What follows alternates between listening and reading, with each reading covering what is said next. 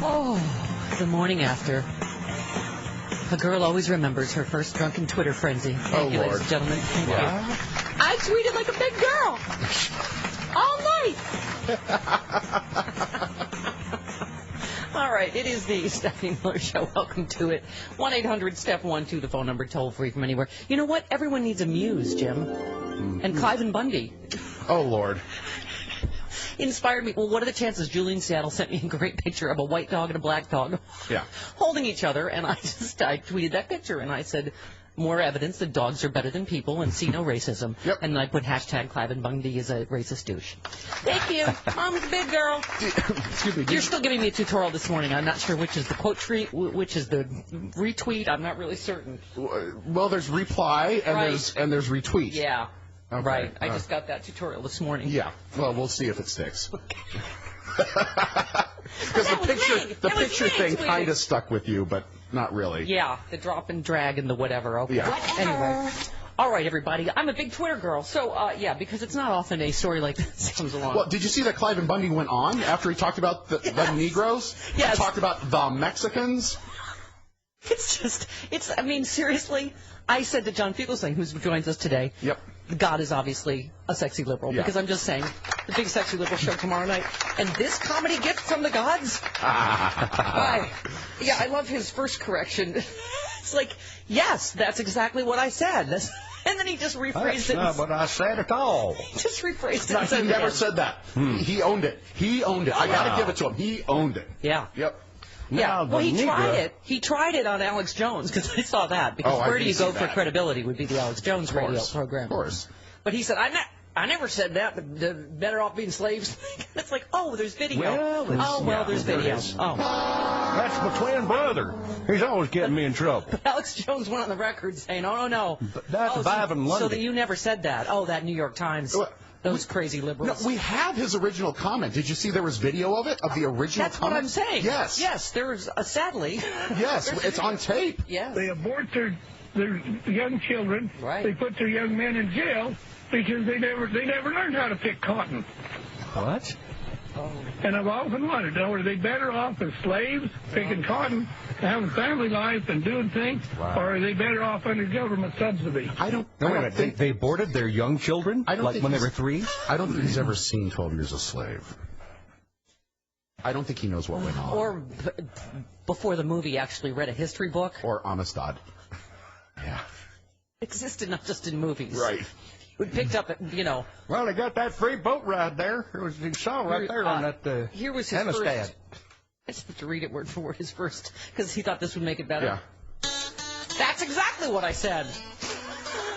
That's right. I said, I'm wondering if they're better off under government subsidy and their young women are having the abortions and their young men are in jail and their older women and their children are standing out on the cement porch without nothing to do, I'm wondering, are they happier under this government subsidy system than they were when they were slaves?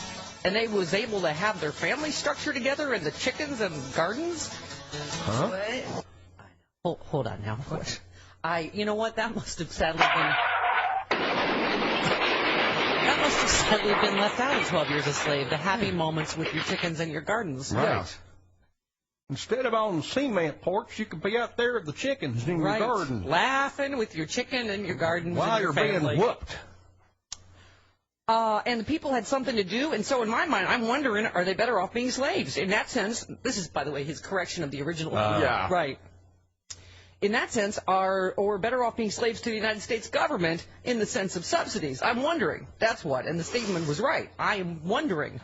See, that's like the version of just saying. I'm just saying. I'm just saying. Put it out there. I'm just wondering. It's like the Fox News. Spitballing. That's the Fox News some say. Yeah. Some say.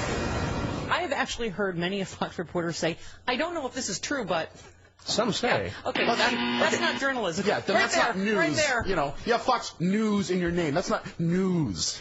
We're old enough to remember Walter Cronkite. Yeah. Can you imagine him going, That's the way it is. I went to the Walter Cronkite School of Broadcasting and Telecommunication.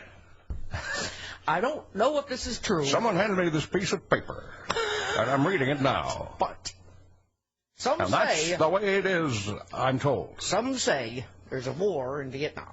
I mean, This is just unbelievable. So anyway, where was I? Oh, yeah, so that's what he thought was the correction. Yeah. It was the just saying. Yeah. I was just wondering, so that is not horribly, viciously racist, because I'm just wondering. Yeah. It just seems to me they'd be happier out there with their chickens. Yeah.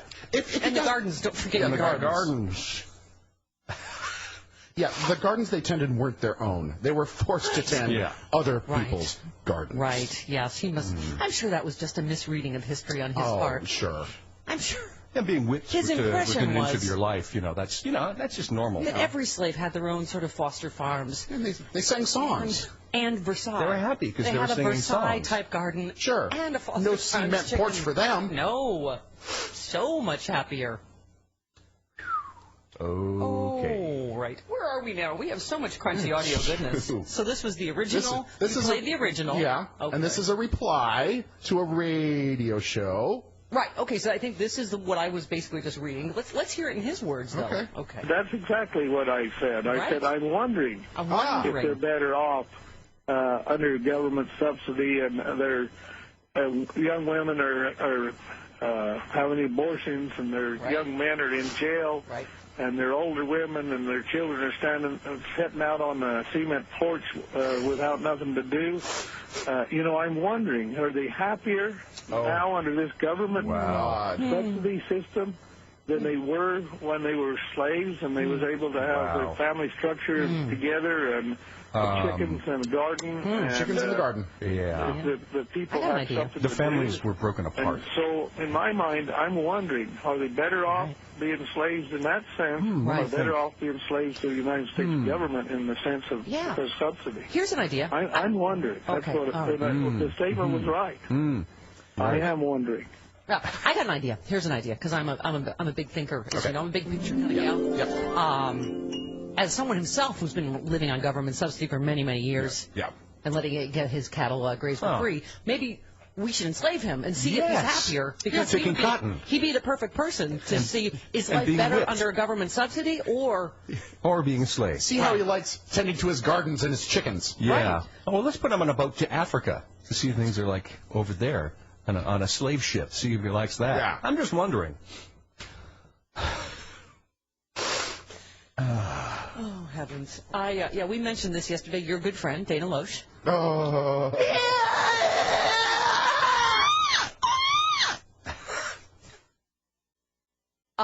She said, let's see, this was her, I just loved her, because, is it bad that I can't wait to see, this is my favorite part of the story, is I'm like, oh, is it bad that Sean Hannity's having a really bad day? Because it was funny watching everybody on Fox News just kind of toe slowly backwards away from Clive and Bundy. I just want to be a fly on the wall when he gets that call. Okay, did you hear what you... Oh, he talked about it last night. We have that audio. Oh, yeah, he's pissed. He's really mad. Who could have seen this coming? Oh, here, I moved this over here. Is it bad that that's what I was thinking yesterday? I was like, Hannity's going to have a really bad day. All right. Okay, so Dana Loesch, let me get to that. Okay. She said, I hope no one's surprised that an old man rancher isn't media trained to express himself perfectly. See, it's a poor old rancher man. Yeah. Just doesn't have media Has no training. media training. Right. So she's saying it's okay if you have those views. Right, noting that... Just choose the right words to say them. He just misspoke slightly. Gotcha. I'm just wondering. Because he was if just they're happier on the cement porch. Okay. She said, noting it's justified to have a healthy suspicion of the New York Times for raising the issue, for tricking the poor old man rancher.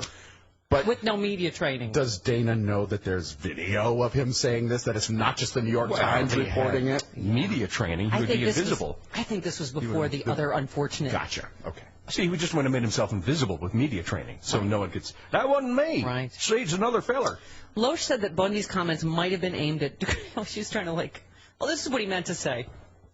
This is my dad's job. Yes, what Barry meant to say. What Barry meant to say. Bundy's comments might have been aimed at decrying what big government has done to the black family. Oh, I'm sure that's it. Right. I'm sure he is concerned with the plight of the black family. Sure. Mm-hmm. And what big government has done hopefully to them. offered to re-enslave them so that they might be happier. More authentic existence, you see. As opposed to necessarily being racist remarks. Yeah, who would read those as racist anyway? Look, this is my favorite. If Bundy is a racist, that's awful. Yes. Okay. Some people say. But what exactly does that have to do with the Bureau of Land Management? I've been saying for weeks this isn't about one rancher, it's about government overreach. Oh, I see. She concluded by suggesting liberals are trying to distract from government overreach by focusing the story exclusively on How is it government overreach to have federal land? Right. That you have to pay you have to pay taxes. That you have to pay grazing fees for, which Ronald Reagan, their hero, put into effect. Well, there I go again. Right. I can see your itchy trigger finger. Do you want to play one more thing before the break? I think that you do. I think I do. Okay. I'm wondering, are they better off with their young women aborting their children? Are they better off with their young men in prison? And are they better off with the older people on the sidewalks in front of their government-issued homes with a few children on them? Are they better off? Are they happier than they was when they was in the South? When they was out there with the chickens getting whooped. So cement's really the issue. Cement is really the... They didn't have no cement there. He's hung up on cement. Right. So cement is really the biggest. It's that cement porch that's ruining everything. That's why I'm going to put a big, large fence around the cement porch. The cement porch and the sidewalk. The cement is actually the man that is keeping the black man down. Yeah. See, actually keeping like him the George Zimmerman. Him falling. George Zimmerman thing. The sidewalk was a weapon. That's right. There we go again. It all magically the right wing and sidewalks. Cement. It's the cement what done it. He was hit with cement on the head. See, I am not a racist jerk that just shot an unarmed black teenager to death. It's that damn cement. You know, a big, large fence around all the cement. Wow. Okay. I think we've had a breakthrough. Oh, yes. wow. Yes. Okay. I am only now I understand. I am just getting warmed up. Okay. 18 minutes after the hour. This hour of the Stephanie Miller Show brought to you by No Hair. And not No Hair removal. No Pro, my friends. Aha. Do you see celebrities? They look just like perfect. You see them on the TV with their, they have perfect hair-free skin. I want to know how they do it. Well, I found out they use No Pro. Celebs and models have been tossing razors and expensive salon treatments and switching to No Pro for weeks of long-lasting results. I don't want to deal with the paparazzi when I go to my expensive salon treatment. I'm sick of getting pestered because, you know what, I'm not just like you. I'm a big celebrity, so I like to stay home and use my No Pro. You're not a big celebrity, but you're very hairy. Exactly, either one. Yeah. Either you're hairy or you're a celebrity. You need No Pro. It's because you sit on your cement porch. That's right. That's what done it. It's literally the best way to remove unwanted hair with no pain. Legs, arms, bikini-line face. Guys, you can do your chest and back. You are going to love the professional results you get from home. Ditch those razors and salon treatments. Switch to No Pro. No Pro comes with a 100% 60-day money-back guarantee. Plus, when you purchase, No is giving you a $50 gift card to a dermatologist-recommended and award-winning skincare line, plus a free travel case. You have to go to NoNoStephanie.com to get these free gifts. That's NoNoStephanie.com, NoNoStephanie.com. 19 minutes after the hour, right back on the Stephanie Miller Show. Would rather be on the Seymour Pinch? Yeah. Might have been a Seymour Pinch? Seymour Pinch, yes. Might have been a TV blackout in the Sean Hannity home yesterday. Yeah. Oh, what the... He's going on another show. Wow, I think Cliven Bundy has clarified himself enough at this point. Yeah. How many shows did he go on yesterday? He went on a lot. Several radio shows to clarify his original comments. Right. I'm just wondering. Expand and expound. I'm just wondering if there's any more stupid stuff I can say on the TV. But did you see that Joe Trippi was on Gretchen Carlson? I'd be delighted to. Who's calling? You see that Joe Trippi was on Gretchen Carlson's show on Fox News earlier yesterday? She said, and it's like, I don't want to talk about it. Yeah, we have the audio. It was so Bruce Almighty. It was just like...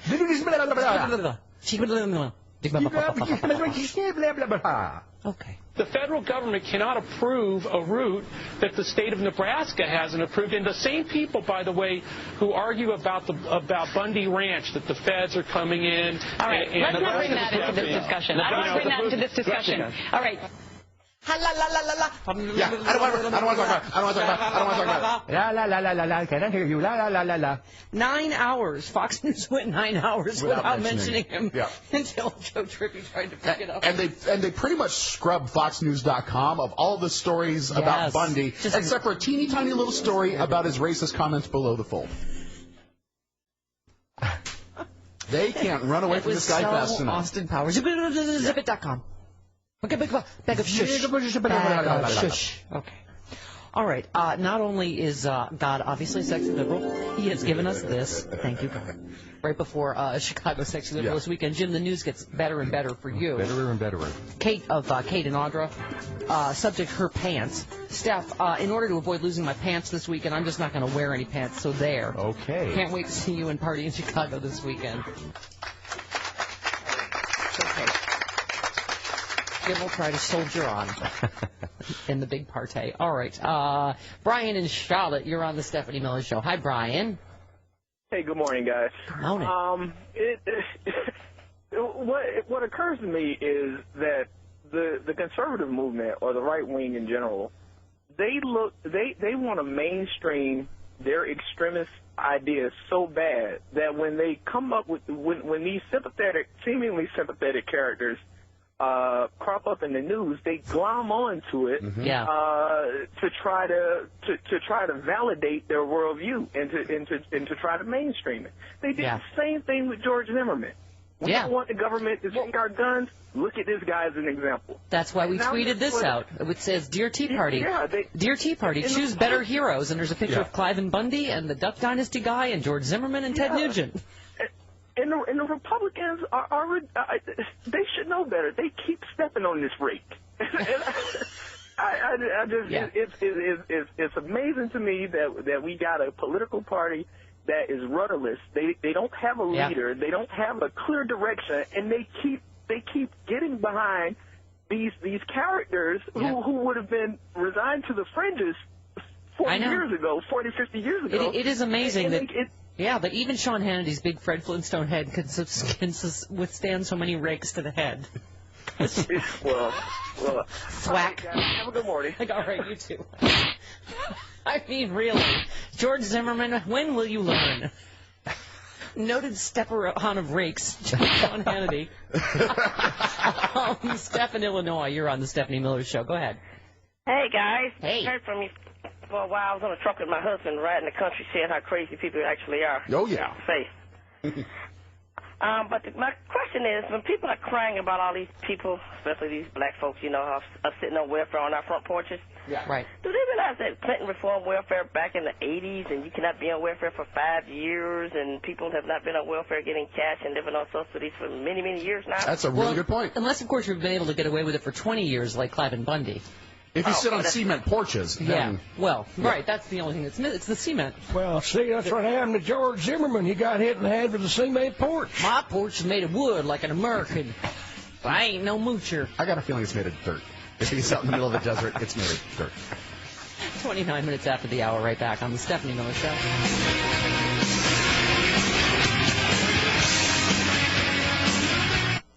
Others claim to have the answer, but what good is that when it's not supported by facts and goes against all research? On WCPT, our hosts not only have the answers, they've got the right answers.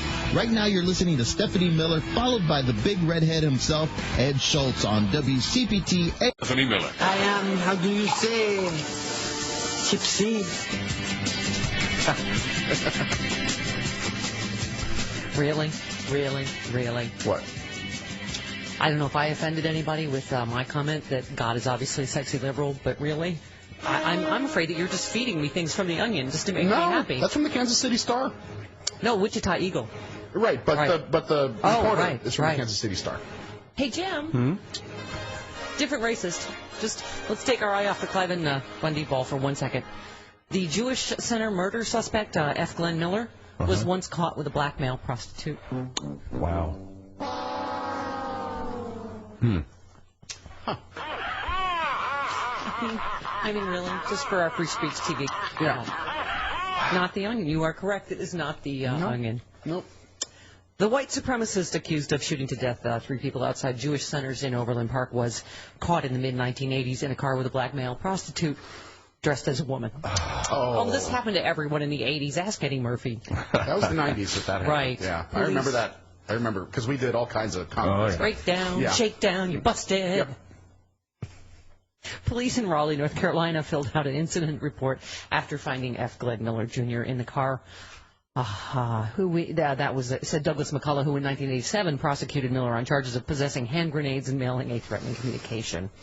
It was a male prostitute in the vehicle, and it was a Raleigh Police Department incident report, said McCullough, now a judge in North Carolina. He told the Star that the details in the report were salacious, and that the male prostitute was known to police. Oh, golly. Wow. Golly. That's just weird. It's just, I'm trying to get my mind around all of it. Let's see. All right. Oh, and then, so Cliven Bundy, he not only went on, several radio shows, he went on CNN. Yeah, he went on to further clarify. With Bill Weir. Right. To further clarify his comments about blacks being happier as slaves and whatever. Right. Okay. But where the irony really gets thick is that you are writing off a whole class of people, African Americans, as sort of dangerously dependent because they get government assistance. At the same time, you're grazing your cows on public land for free. So how are you not sort of a welfare queen in a cowboy hat? Well, I might be a welfare queen, but I'll tell you, I'm producing something for America and using a resource that nobody else can use, would use or could use, and I'm putting red meat on your table, and maybe I'm not doing enough, but I'm trying. Hey, I love a burger. I love a good filet, but there are 16,000 other ranchers in Nevada who pay grazing fees. Yes. Aren't you mooching off of them? Well, I'll tell you, there's 16,000 people not very happy, and there's 16,000 people have signed contracts with the United States government. They should be thinking about sovereignty of the state of Nevada and signing contracts with their county government, not the United States. Right. I can tell them that much. But it's federal land. I think it's time for to go to the ranchers of Nevada to go to war with the United States government. Yes. I think that's a Jim Dandy idea. That worked out so well in the 1860s. Good luck with that. By the way, and Lincoln didn't have drones. I love this. I have like a whole bunch of talking points that we've heard repeatedly on Fox News and other places that are just completely incorrect. That was. Did you hear that? Well, they weren't using it anyway. It's like, okay, I have that tree and I have a lot of avocados. Right. That'd be like there's a bunch of people in my yard. Come on, you ain't using the avocado. I'd be like, you ain't making guacamole with them. You should have made guacamole on the cement porch. You get to my property and take it. And you got a cement porch by the cement pond. The avocados are just coming down and hitting the cement. Splatting on the cement when you could be making guacamole. I turn into Cliven Bundy. Get off my lawn! Get off my land! You ain't doing nothing with them. Might as well take them myself and make guacamole. You're just a little gal. You can't be eating any guacamole. What are you going to do with them? Well, you can give to the Mexicans. What are they going to do with guacamole on the cement porch? Well, Cliven Bundy the blacks really only yearn to be free of cement. That's really... Yeah, that's it. That's really what has been oppressing them all these years. Wow.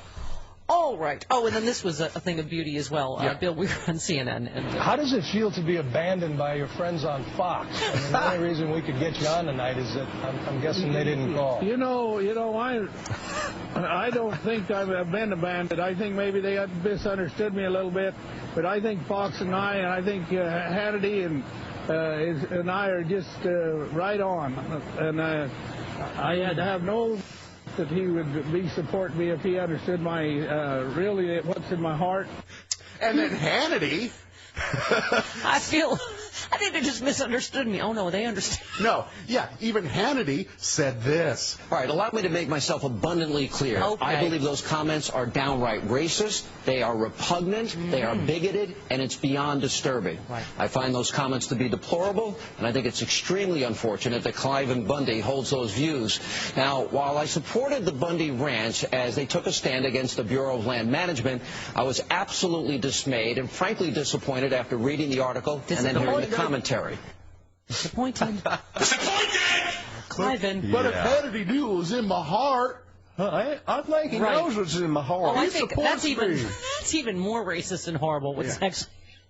Can you imagine the stuff he says behind closed doors? Right. That's the stuff Right on. Isn't that? He just needs media training. That's it. Isn't that what the Negro says? Leave the poor old rancher alone. Lisa in Wisconsin, you're on the Stephanie Miller Show. Hello, Lisa. Hello. You know, what's really the scariest part in all of this is that they actually believe it. Yep. My kids did a short stint, unfortunately, in a Christian school, and this is actually in their textbooks, this type of thing. And when I read it, as I was going over this lesson with my son, I was stunned and appalled, and I marched right into the school the next day, and the teacher was like, well, I don't think it actually says that. I'm not sure. I don't read every line. And I'm like, well, you need to take a look at this, because it says that the slaves were happy. There was sunshine, and they were frolicking in the fields. This is what you're teaching our kids about slavery. Yeah, Phil, the Duck Dynasty guy said because they were singing, they were obviously happy. But that's what they're being taught, and that's the scariest part of all, is that they are so indoctrinated in this BS that it is exactly what they believe. Gladly, thankfully, we were kicked out of that school because Mom was a bit too much of a rebel-rouser for them. But, you know, it's stunning that the scariest part of all is we can make fun of it, but they truly, truly believe it. Yep, exactly. You know what? I think nothing ever good comes when the first line is, let me tell you what I know about the Negro. I think, you know, right there is where you need to go, it's like a telemarketer. Oh, yeah, no, thanks. Click. Yeah. I remember my fourth grade teacher saying that racism was over because she read Uncle Tom's Cabin. And this was like around the time of between the Watts riots and Martin Luther King being assassinated. So it's not. Not. Oh, she was wrong. John Roberts says it's now that it's clearly, based on these latest examples, of course, racism is completely gone in America. Buddy in Columbus, you're on the Stephanie Miller Show. Hi, Buddy. Hey, Mama. I just saw him a few minutes ago on CNN. He's nuttier than a squirrel turd. By the way, speaking of which, can I just thank you for today's picture of Donald Trump in the wind? And you put a little surfer in his hair and put surfs up and sent this to me. We should post this on our Facebook page. Thank you very much. Thank you. I just pulled that from the interweb. Yeah. He went on CNN, and the guy's trying to warn him. He goes, now listen, words have consequences. You know, you could be offensive to a lot of people. He said, and he goes, well, I'm here fighting for their rights and the Asians, too. No. I think he said Orientals. And then he goes on, something about Nevada's sovereignty, liberty, something, something, something. I mean, it was he was digging his hole deeper. Yeah. And one more thing is last night I made a point to watch Sean Hannity. He had a black man on with him. Yeah. So it's all good. I'm sure many of his best friends are. Okay. All right, honey. Appreciate that. Let's go to Mike in West Virginia. You're on the Stephanie Miller Show. Hello, Mike. Good morning, Mama. Good morning, Mooks. Hi. We're not going to hear an apology at all from Sean Hannity or Fox News for nationalizing this guy. Right. And the thing is in the earlier interviews, people should recognize he kept saying sovereign. You know who else considered himself a sovereign citizen? Timothy McVeigh. Yep. Yeah. Yeah. It's so frustrating. I mean, right now, I'm sure he's setting up a pre-interview with Louis Gohmert so Louis Gohmert can come on and say that Cliven Bundy was just a distraction plant from the Obama administration to distract from Obamacare. Right. Yeah. No, exactly. I mean, I've got this is great. Somebody put together 22 right-wing delusions about the Cliven Bundy. This is before all the racial comments. It is all based on fallacies. It's starting with BLM's actions lack proportionality, is what Sean Hannity said. The Bureau of Land Management simply arrived to take cattle per court order. They didn't show up with guns drawn, and they never entered Bundy's property. They did, however, carry arms for a good reason. They had received intelligence that Bundy and his crew might cause trouble. The BLM pointed guns at children. these are just all various Republicans and Fox News guests. There's been no evidence offered that the BLM, quote-unquote, pointed guns at children. Bundy's teenage son attempted to assault officers and kicked a police dog and resisted arrest, so they used a taser on him. Right. It's like, which would happen to any of us if you kicked a police dog. Go try it. Go point your gun at a policeman and kick his dog and see what happens. You know, it's like, oy. He's lucky he only got tased. Right. Someone else on Fox said the feds are going to cause another Waco. The feds obviously tried to avoid another Waco. And by the way, the U.S. government did not cause Waco, but rather botched the response. Right. You know, anyway, on and on and on. All right, one more. Let's do Jennifer in Fort Worth. You're on the Stephanie Miller Show. Hi, Jen. Hi, guys. I just wanted to point out probably the obvious, but when two black people, Negroes, are sitting on a porch, they are on subsidies. If two Hispanics or Mexicans are sitting on the porch, they are lazy. But if two white folks are sitting on the porch, well, that's just Americana. That's a little slice of Americana. Trademark Merca. All right. 45 minutes after the hour. Kids, and I got it fun sealing Asheville with Wendy Davis yesterday. She's such a name dropper. Cool. She better call and tell us that story. Yeah. She was in Texas. All right, 52 minutes after the hour, 1-800-STEP-12. Oh, just reading down some of the fun facts. Yeah. Just pausing for a moment on the Clive and Bundy comments. He had it was a little media, for someone with no media training, that was quite the media tour yesterday. It really was. To expand and expound on his thoughts on the Negro. He was everywhere except for Fox News. Huh. How odd. Funny that. Back to the Jewish Center murder suspect, F. Glenn Miller, was once caught with a blackmail prostitute. Yeah.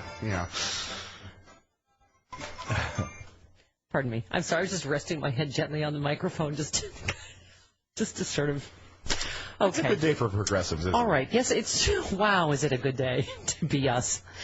The prosecutor in that, the aforementioned black prostitute incident said, that's the only incident I was aware of, this one-time incident. Well, see, you get caught with a black prostitute once when you happen to be a white supremacist, anti-Semitic head, and now, see, I'm sure he won't be happy that all this is being dredged back up again now, you think? The federal case against Miller began when he and two comrades were arrested in a trailer in Ozark, Missouri. Oh. After mailing a declaration of war, the document, among other things, established a point system for the assassination of federal officials, blacks, Jews, gays, and others. Of course. In the trailer, authorities found a large cache of weapons and explosives. Miller cut a deal with prosecutors, ratting out the other white supremacist holes. Isn't that nice? Now he's a bad guy. So he pissed off his comrades, too. There's no honor among comrades. Right, they think he's a douche, too. Agreeing to cooperate fully with a federal investigation into the existence of a seditious conspiracy of white supremacists plotting to overthrow the government. In return, prosecutors recommended the court sentence Miller to 5 years in prison. He was released in 1990 after serving less than 3 years. Oi, oi, oi. Okay, where are we here? Let's see. Brian in Michigan, you're on the Stephanie Miller Show. Hi, Brian. Hey, good morning, y'all. Good morning. Being a truck driver, I'm very familiar with that sound I'm hearing over the airwaves, that beeping sound, like backing up. I feel like Fox is backing up the truck there. Yeah. To unload some baggage? He's giggling. Yeah. He's a giggly trucker. Yeah. Okay. Bruce in Asheville. Bruce in Asheville. There you are. Hey, Bruce. Hey, good morning. Good morning. Big fan. Thank you. Just wanted to say, want to be the official locksmith of the Stephanie Miller Show. Ooh. I could use one of those. Especially if Travis locks us in the studio again. Yes. Yeah, I'll fly out there. Thank you. Thank you. Also, a shout out to 880 Revolution. Yeah, woohoo. You say you want a revolution? Okay. Yeah, it's an ugly thing. Yeah. Just wanted to say I'm from Atlanta, from the South, from Georgia. Now I live in Asheville. Thank you. Just want to let everybody know we're not all like that. We're not all racist. Well, that's why you won't convene in Asheville. Yes. Yeah. Well, we're still surrounded by them, so yeah. It's just a little island. Yeah. But I just want to let everybody know my apologies for the South. Yes. Oh, you don't have to apologize for the South. I went to high school in the South.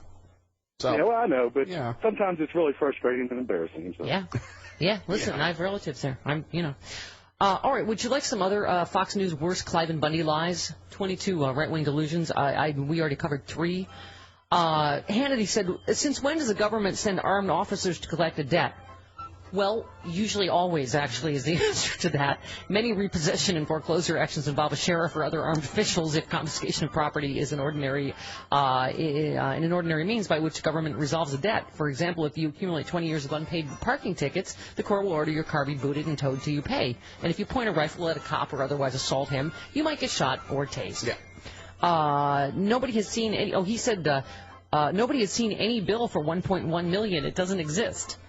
Bundy said he's never been sent a bill, but he also says he never opens mail from the U.S. government because he does not recognize the U.S. government's existence. I see. Okay. So there's that.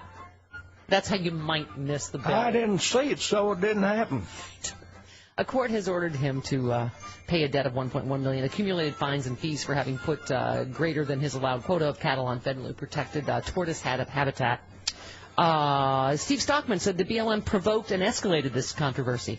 No. If an armed resistance is put up against an asset seizure by law enforcement officials who are acting under a court order, the provocation is exclusively the work of those who have chosen to threaten the lawmen with violence. All right, that's just a few. We shall continue them all morning. Ron in Chicago, you're on the Stephanie Miller Show. Hello, Ron. Hey, how you doing, Stephanie? Hi. Wanted to talk about the militias dealing with the Clive and Bundy issue, if you don't mind. Sure. Yeah. Now, I'm a veteran. I've been in Afghanistan, and I've been trained in foreign internal defense as well as counterinsurgency. And some of the things that they've said, especially, and I really focused in on when the militia said, oh, we're going to put the women and children in the front lines to be shot by rogue federal officers.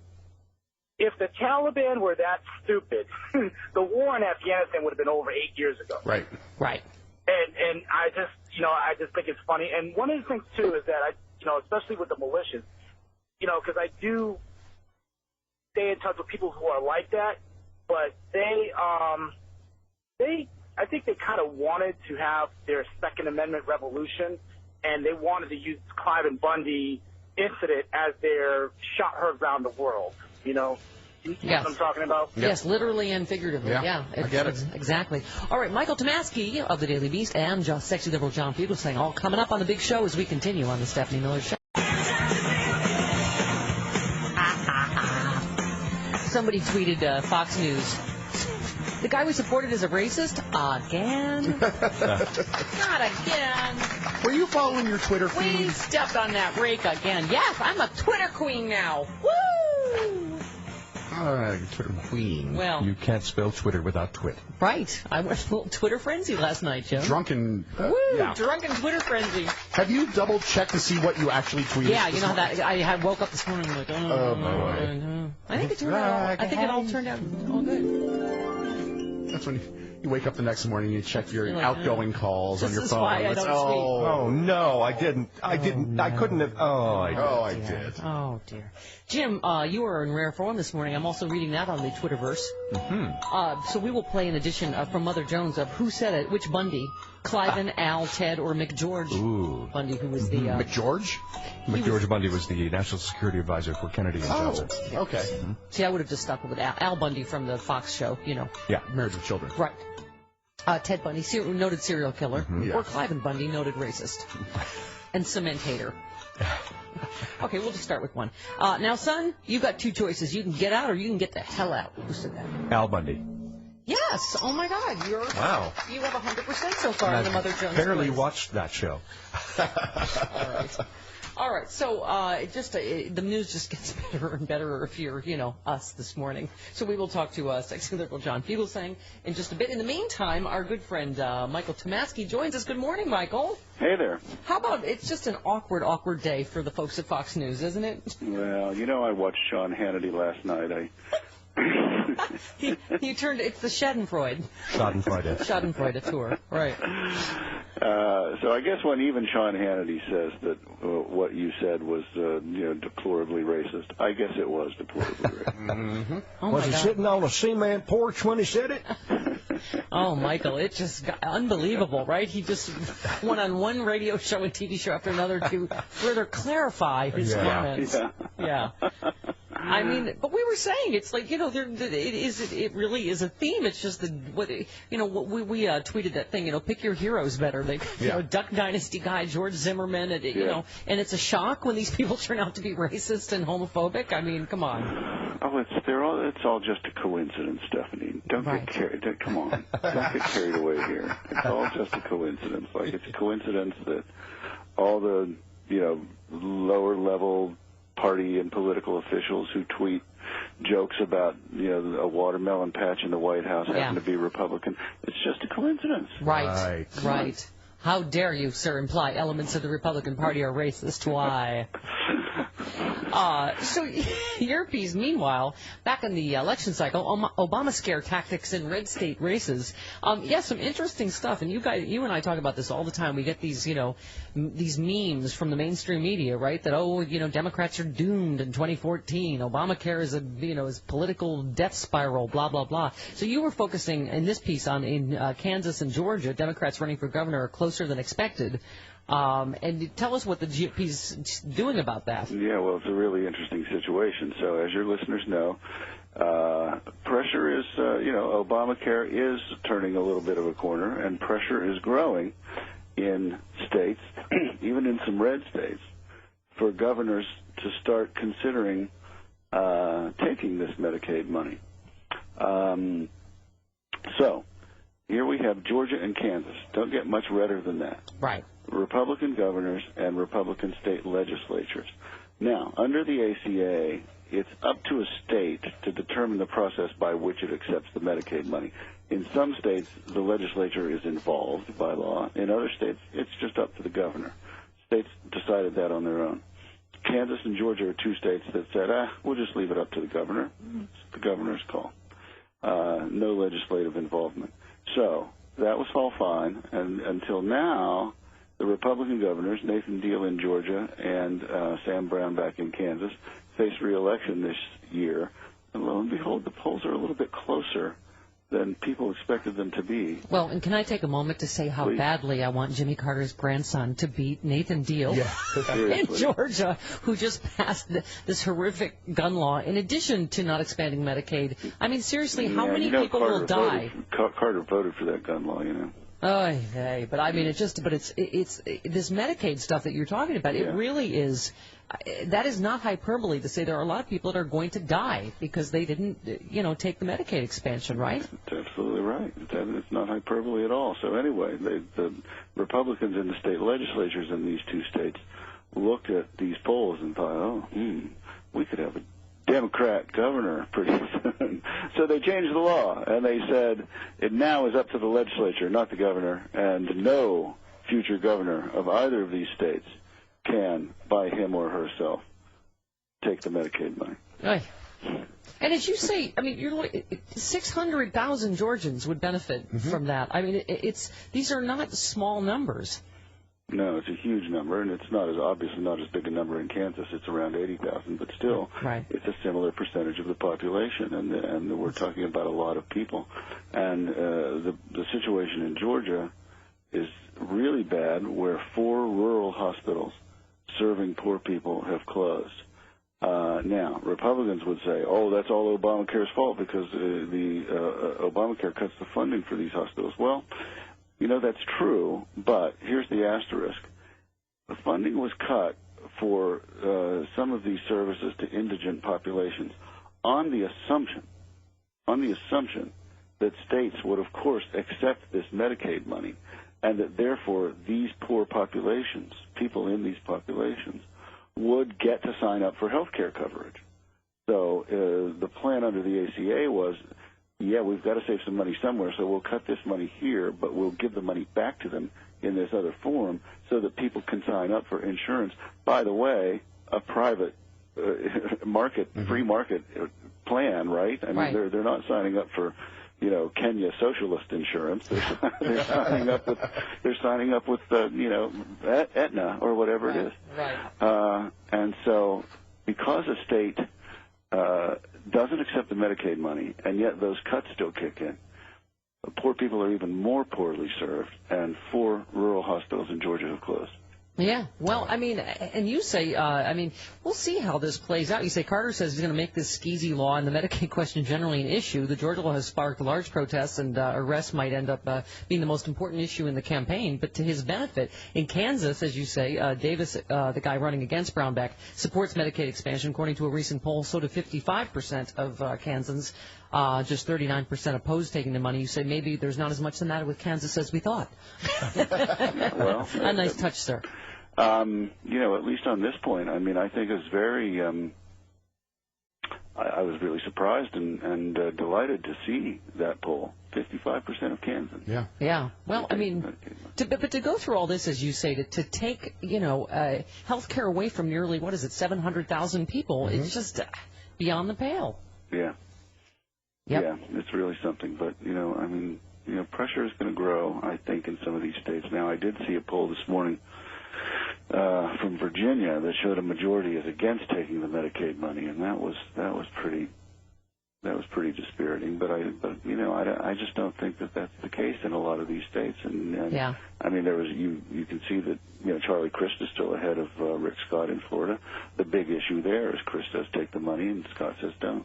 Yep, exactly. Michael, great stuff as always. Happy Friday. Yeah, you too. Happy Clive and Bundy Day, media training day. Don't press send until the morning. Yeah, right, exactly. All right. Thank you, Michael. Talk to you next week. Hooray. There we go. Great message. All right, let's go back to a quick, which Bundy said it, Clive and Al, Ted. All right. Or McGeorge Bundy, who was the National Security Advisor. It doesn't matter. Under Nixon and... Right. No, under Kennedy and Kennedy Johnson. And Johnson. Right, okay. right, exactly. Okay, Jim is already at 100%. Wow. There are a lot of kids playing in the streets around this country today who are going to be dead tomorrow and the next day and the next day and month because other young people are reading the kinds of things and seeing the kinds of things that are available in the media today. Who said that? Clive and Bundy. No, that was Ted Bundy. Bundy. I was Ted Bundy. Yeah, Everyone's okay. a media critic, even serial killers. Wow. When did Ted Bundy have a chance to talk? If people come to monkey with what's mine, I'll call the county sheriff. If that don't work, I'll gather my friends and kids and we'll try to stop it. I reckon that's McGeorge Bundy. No, that was Clive and Bundy. Yeah. Okay. Who said I welcome death?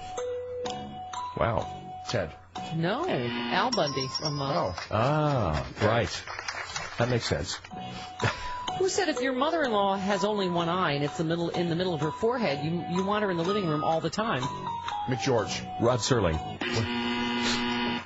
That was McGeorge Bundy. That's a little weird. It was something related to what LBJ told him about the Vietnam War. Oh, well, okay. Right. He may have been on acid at the time. Yeah. It's just weird. Okay, it was the 60s, Sue in Rockville, you're on the Stephanie Miller Show. Hi, Sue. Hello, Sue. Oh, what'd I do? Did I do it wrong? I think you did it wrong. I believe I did. No, I did not. Oh, boy. Okay, Forrest in North Carolina. Hey, Forrest. Hey, I just have a comment on why Hannity devoted so much time to Bundy. Why is That's that? the only demographic that still listens to him and believes him. Right. The 67-year-old racist white male who hates government in principle and depends on it financially. That's his demographic. Everyone needs a niche. Run, Forrest, run! No, I'm sure he hasn't heard that before. That's probably why he will never run for anything in Carolina. Because everyone will yell that at rallies and think they're hilarious. I believe he said he had to pee. Arvid in Wisconsin. Hey, Arvid. Hi. Hi. Hi, Stephanie. Hi. Yeah, I'm wondering. Now, I'm just wondering. It's not. Don't mistake it for what I believe. You're just wondering. I'm just wondering that why Clive and Bundy is so concerned about the cement people in Las Vegas. Could it possibly be because he's deflecting problems that he has on the ranch away from himself? Just having a little problem with his cattle out there and doesn't want to about it. He's going to point the finger at some other. Yeah. Sorry, bad phone. Bad phone. Bad phone. Ooh. Hot mic, bad phone. New Jersey, cement's used for getting rid of people. Cement. Who get nosy. Sitting on a cement porch. Okay. They ain't got no cement ponds. That's the problem. I got a lot of cement ponds in Nevada. Yeah.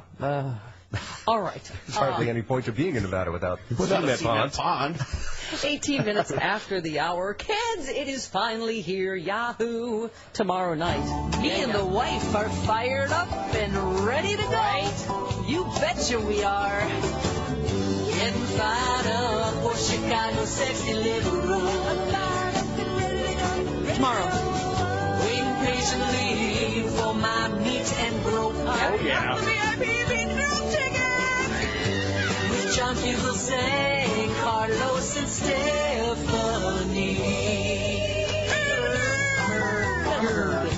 There's Jim and Chris. Oh my God, I love Jim and Chris. Oh my God. I look to my left, I look to my right. No douchebags in sight. Uh-oh. Kate, where are your pants? Here we go again. Put your pants back on. Oops, I lost my pants. That's Steph, she's a cutie. Thank you. She's totes adorable. She does have a nice booty. Oh, thank you. Check it out for yourself, sexy liberals, this Saturday in Chicago. Oh my God. In Chicago. Exactly. Chicago. Sexy Liberal Facebook, sexyliberal.com. Do it. Get those last tickets 19 minutes after the hour. Right back on the Stephanie Miller Show. It is sitting on the cement porch. Yeah. 24 minutes after the hour. 1-800-STEP-12, the phone number. There she is. Sue in Rockville, you're on the Stephanie Miller Show. Hi, Sue. Hi there. I'm sorry about before. I think, Stephanie, because you're tweeting now, there's a disturbance in the force. Right, exactly. Follow me, SM Show. At SM Show. I already follow you. Thank you. I've been communicating with the people who actually use that tweet. Now we can talk to each other. Listen, all week long we've been inventing new diseases to fit what goes on at Fox. We have chirinitis, which is when, they keep misspelling and writing the wrong things on the chiron, and they just get infected with that. And for Jim, we have periodontal disease. When you're just a jerk if you don't do what she says or act the way she wants. Right. Then the whole staff at Fox suffers from pablum, which is with a P and a B for lead because there's clearly being lead poisoned. Right. But finally, I realized that the whole overreaching disease is foxnesia. Very good. You prepared skits for today, and we appreciate it. Yes, Stephanie? Yes. One other thing. As far as the murderer in Kansas, you got to understand, okay, yes, it was a prostitute. Yes, it was black. Yes, that person was a man, but he wasn't a Jew. That's right. Well, that's true. That's true. All right. Thank you. There's that. All right. Sue refers to the other racist who we're talking about today, the alleged murder. Do I have to still say alleged? I guess so. Yeah. The shooter in the Jewish center, the white that white supremacist guy, not Cliven Bundy. Right. He was, as it turned out, picked up with a black male prostitute in the 80s. In the 80s, as you were. Okay. Eddie Murphy learned. This was before Eddie. This was before Eddie. Yes, I know. Murphy. Yeah. Could have been a breakdown, but he got busted. Is my point. But it wasn't at the corner of Santa Monica. No. Was there a banana in a tailpipe? Okay. Chuck in Missouri, you're on the Stephanie Miller Show. Hi, Chuck. Hi, Steph. Hi.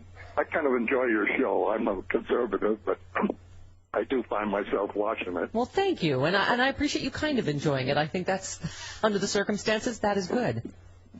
What I don't like is it seems like anybody south of New York or L.A., you guys treat as hillbillies. You do that fake Southern accent, and it's kind of degrading. I was imitating Cliven Bundy. Only the hillbillies. Your audience. I was imitating Cliven Bundy. I know you guys think that's funny because you crack up. Chuck, have you heard Cliven Bundy?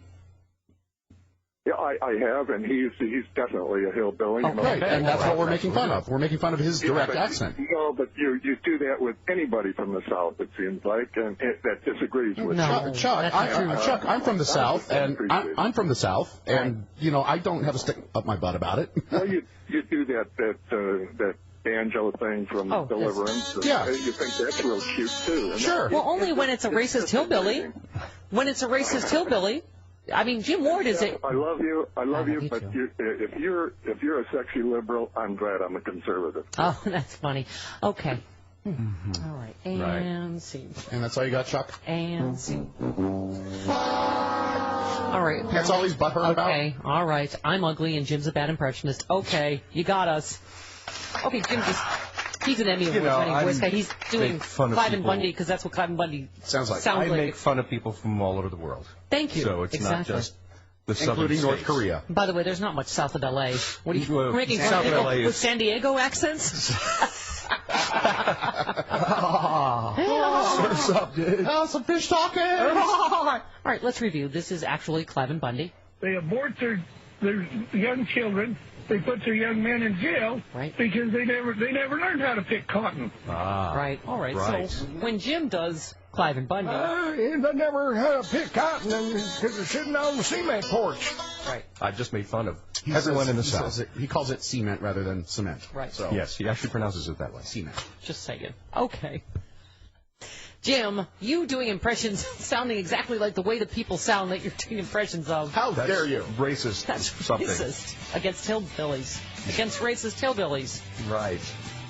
All right. 29 minutes after the hour, right back on the Stephanie Miller Show. Boy, you are It is geek. the Stephanie Miller Show. You think Mick was saying, what's up? What's that? 1-2. Tony 1-2. Great. Good. That was important. Tony in L.A., you're on the Stephanie Miller Show. Hi, Tony. Hey, Stephanie, how are you? Good. Go ahead.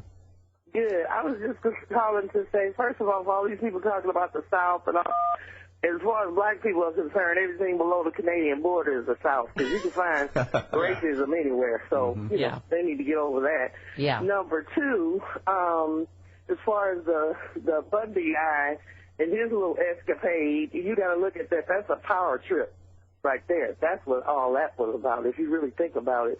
And the fact of the matter, I know it's a Jewish lady that called earlier, but I really like her too. You know, when you look at the numbers, I think more black people been killed than Jewish people by the Klan. So, you know, he still hates black folks. He's just got some kind of twisted. I don't know that we need to get into a matchy thing where, you know, who was killed more. Pretty horrible. Yeah. Oh, I understand, but still, they really killed and victimized black people more than anybody. Sure. So, But, you know, it's like, that's the next thing. It's like hate is hate is hate. I mean, all of these stories, right?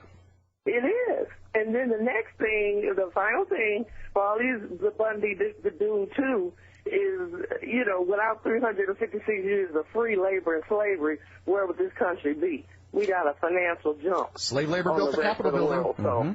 Yeah. Yeah. And the White House. Yep. Exactly. Okay.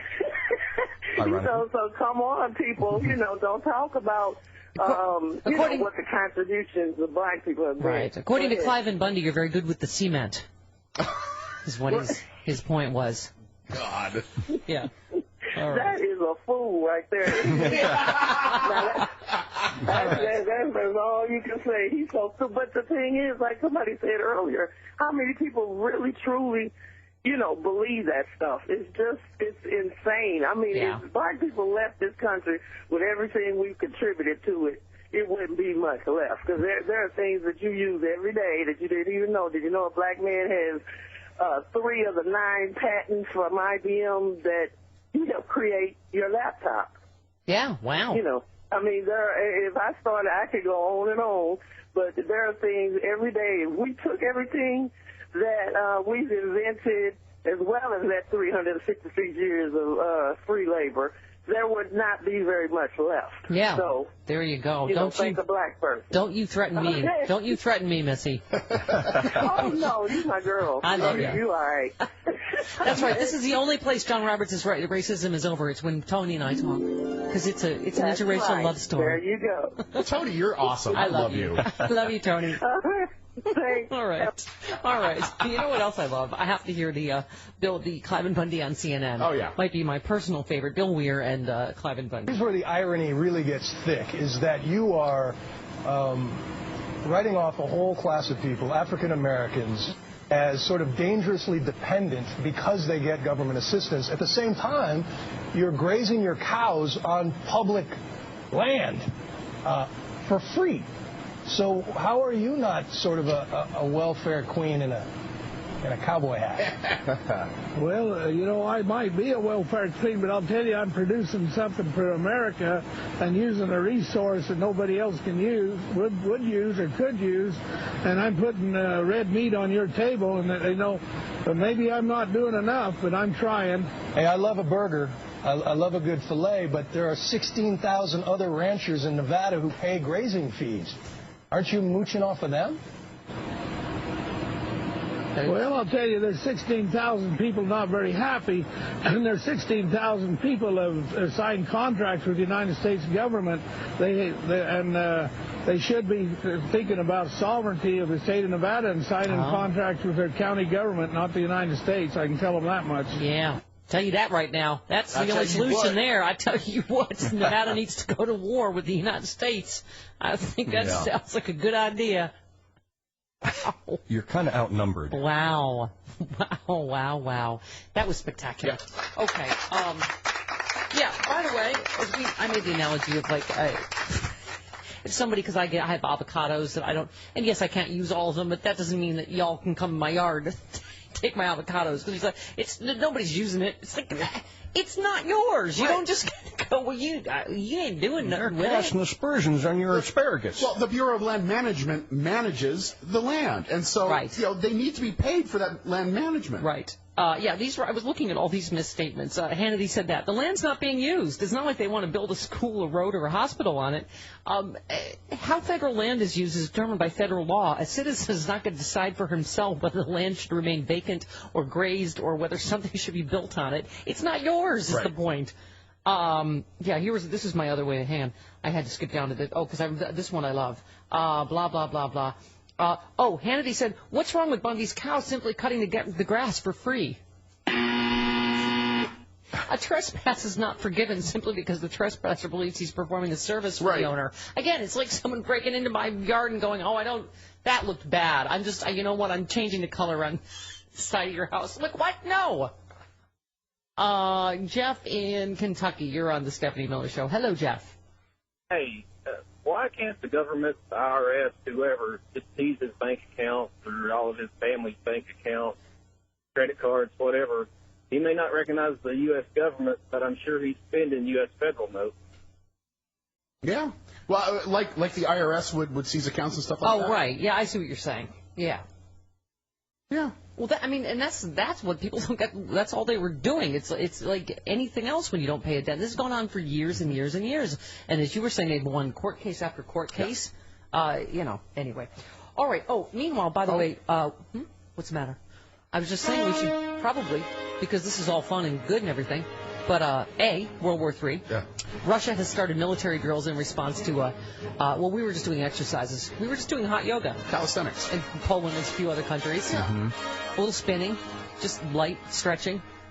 Now Russia no Bikram yoga. No. Now Russia started military drills near the border with Ukraine on Thursday in response to operations by Ukrainian forces against pro-Russian separatists as NATO exercises. Yeah. Again. Just like stretching in Eastern Europe. So let's see. The president. This is a matter of days and not weeks. Assuming that they do not follow through, we will follow through on what we said, which is there will be additional consequences on the Russians. Meaning sanctions. The president. I understand that additional sanctions may not change Mr. Putin's calculus. That's possible. All of that doesn't matter, Jim, because we're about to be hit by an iceberg 6 times the size of Manhattan.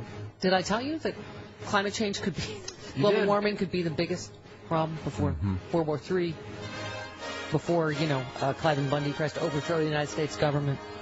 Scientists are monitoring an iceberg roughly 6 times the size of Manhattan. Yikes. Iceberg dead ahead. One of the largest now in existence that broke off from an Antarctic glacier and is heading into the open ocean. Scientists especially interested in this iceberg not only because of its size, because it originated in an unexpected location.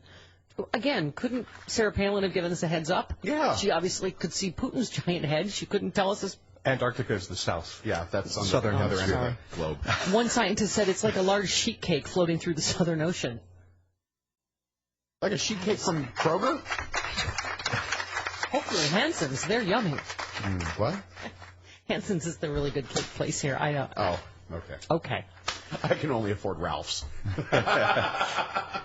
CNN is probably hoping it'll hit parts of the plane and then they can, Yeah. More importantly, we are about to have a have you heard this? It's a apocalypse with zombie beavers. Zombie beavers? Beaver lips. Zombievers is the name. It's a Tribeca Film Festival. It's all the rage. Ooh, it's a film about killer zombie beavers hunting sexy co-eds. Nice. Right. Sam, a douchey guy played by Hutch Dano, that's his real name. Hutch Dano? Is about to have sex with his girlfriend's BFF on top of the bathroom sink. The two have stripped down to their skivvies and are about to go there when all of a sudden a killer zombie beaver bursts through the bathroom floor and bites the guys off. What's not awesome about a beaver apocalypse? A zombie beaver apocalypse, pardon me. That's odd. I think I'll miss that. Yeah, I'll pass on that. Yeah. Okay. Bill in Albany, you're on the Stephanie Miller Show. Hi, Bill. Hey, Stephanie. You know, you and I both grew up here in upstate New York. Yep. Okay, I still live here. And you know darn well if you go outside of Syracuse or outside of Albany, more than 20, 30 miles, and sit in a bar or a coffee shop, you're going to hear Clive and Bundy. And that's what you're going to hear, because that's what is here. They are mainstream Republicans. They just don't say it out loud stuff.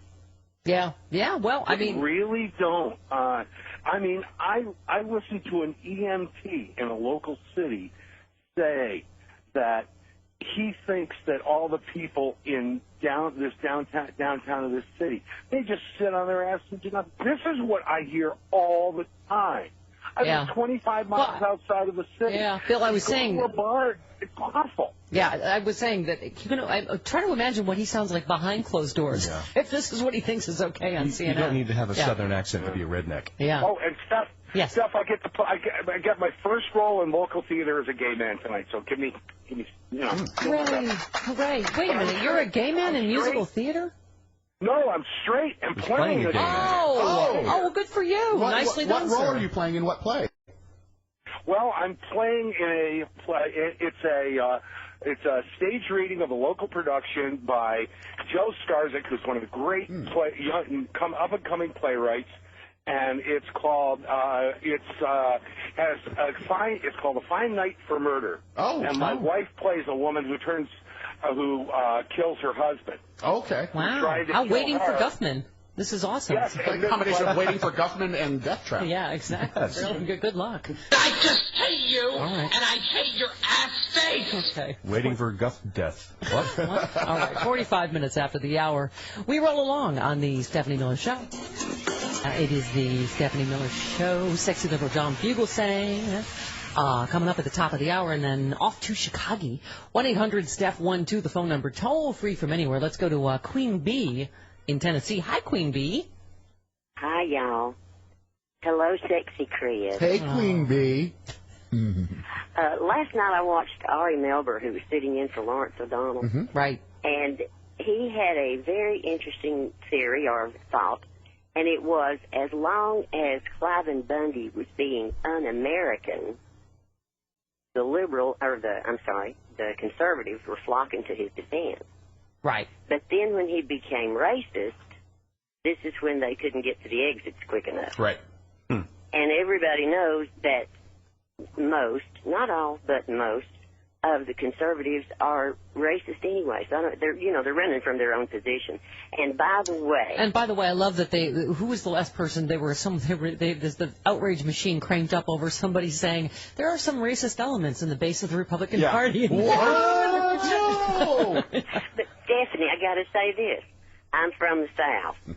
I'm a hillbilly. I'm proud of that fact, and I do not feel offended when I hear people like that most talented Jim, you, Chris, anybody try to do a Southern accent. Right. I'm not in the least offended. Right. Because I'm not an idiot.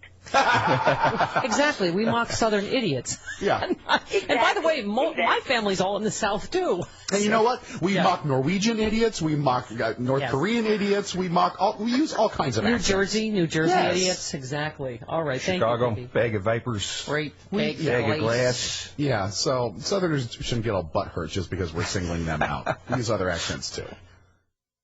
That's tweetable. I'm a Twitter queen now, as you know. By the way, you know who's my inspiration? Who? My future husband, Lawrence O'Donnell. Did you see what he tweeted from the hospital? He last word, found the perfect gift to help me fall asleep in the hospital. Thanks, team. And it's on his hospital bed, Bill O'Reilly killing Jesus. A little light reading for you. Aww. Get better, Lawrence. I need to tweet him something funny about a naughty nurse or something later. I'm just on a Twitter tear. Yeah. Follow me, do it. Okay, Justin in Nebraska, you're on the Stephanie Miller Show. Hello, Justin. Hey, Hey, how's it going today? Good. Good. No, I'm a conservative, certainly not racist. I hate getting pulled in that pool, but I guess it's whatever to play the race card on a political party. But the thing I don't like, the fact that you guys point out Bundy. You know, he's someone that obviously is not very educated, very ignorant. But that's not the central focus here. Obviously what he did was probably pretty poor. But what's really going on right now with the BLM? Well, wait a minute. How is it not the central focus when he keeps going on radio shows and TV shows and saying the same horrific racist comments? He's one individual. Let's look at the government. The BLM is currently trying to snatch land right now, currently in Texas, and they've been doing this for years and years. From a guy. They're not snatching land. That was their land that his cattle was grazing on for free. I'm not talking about him. I'm saying you guys are focusing on one person. I'm talking about. Okay, well then why is Hannity focusing on this one person? Why is Fox News? Why is Fox News focusing on this one person? You can't focus on anything else. Just because you have sound effects, that's the only thing that makes your radio. Sound effects? He went on every radio and television show in the world, and he was on Fox News every night before that. Why don't you point out something that's going on in Texas? You don't, guys. You give no light to something that's going on. Because what's going on in Texas? What's going on in Texas, in your opinion? Has it been on in the news? Snatching land from a guy who literally and legally has deeds to the land, and they feel they can go in there and grab it, and that's a sad fact. I'm going to guess, without Googling it, that what you're saying is not true. Yeah, what's your proof of that? Yeah. What's my proof? Yes. It's going on right now. What is your proof? What is my proof? Yes. It's all over the news. Other than are we just to take your word for it? Why don't you listen to Hannity and take some notes on the radio station?